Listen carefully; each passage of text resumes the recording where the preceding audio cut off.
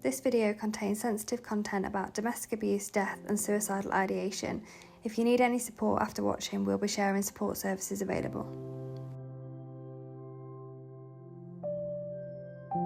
It started because I was stupid enough to believe my husband and let my ex-husband, I should say, control money.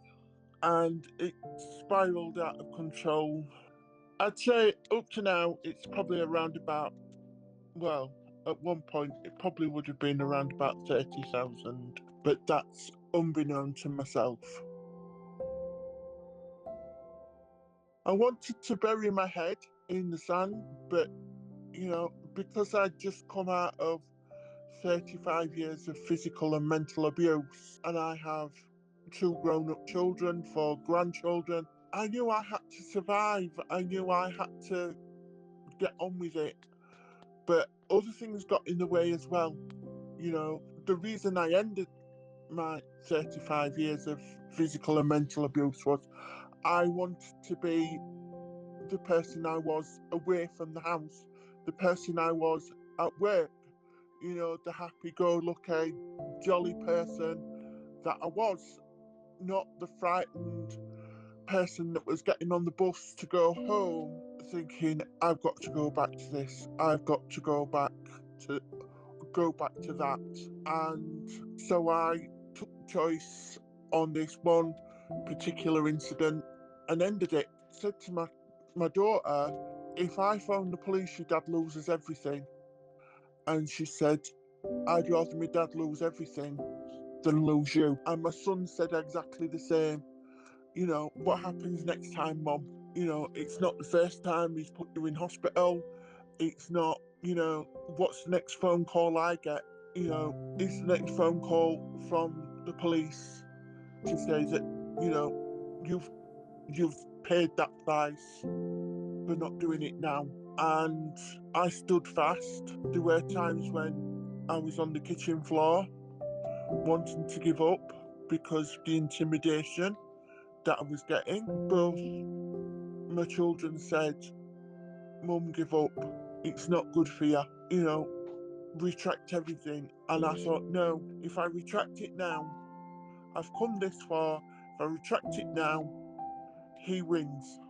Mm-hmm. And we went to court and he got away with it. He lied. And then one day he was at our daughter's, he must have been saying something. And she said, Dad, please leave my mum alone. And she's ended up paying the price I should have paid. The consequences of that is I now find all these debts.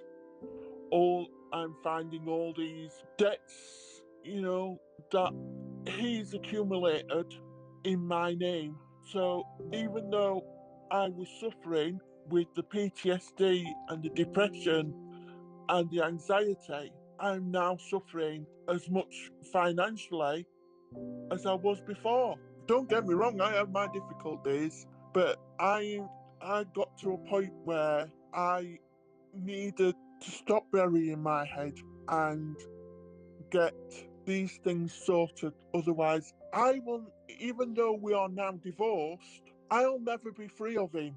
While these debts hanging over me, I can't be free. Well, Octopus recommended PayPlan, and I couldn't be happier with PayPlan because they have been, in the last 2-3 weeks, they have been amazing. It's like they have took hold of my hand and are guiding me through everything. They are, my caseworker, she's holding my hand, and, every step I know what is going to happen. I'm fully informed. It is difficult knowing that there's debts that I didn't even know about, and I feel stupid and I feel like an idiot for allowing this to happen. You know, it makes you feel stupid. And I mean, I watch all these scam programs and I think, and they say, I feel like an idiot. No, you're not an idiot. You just fell for something so realistic. You know, you fell for all the patter. And that's what I fell for. I started with this, you know, write-off process. And again, it's like they're holding, you know, having my hand held, and they're not going to let go until I feel comfortable.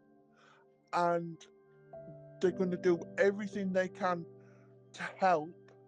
And they are doing everything they can. And I know every step, you know, that I know not necessarily what's coming up, but I'm informed of every step. And, you know, it doesn't matter how many phone calls, you know, if it's just a little phone call to say, this has happened, and this one's, you know, this has happened, and this has happened. It's keeping me in the loop all the time. Get the help. Take every bit of help.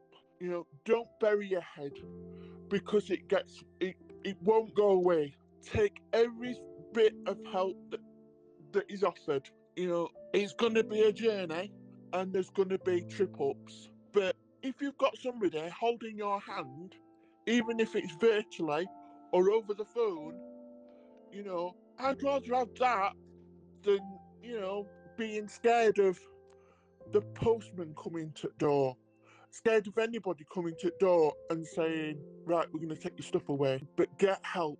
Get help at the first opportunity. You know, I buried my head and I'm sad that I did, you know. And a lot of people say, yeah, but you had a lot of things going on. Yes, I did. I had to put myself right first. And by the time I'd put myself right, along came the next bit. And I let that take over. So the economic abuse got waylaid again. But take every bit of help from everybody. You know, as soon as you find out that you were in economic abuse, get help.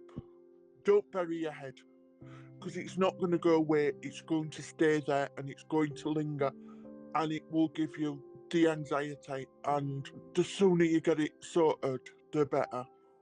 And I wish I'd done it as soon as I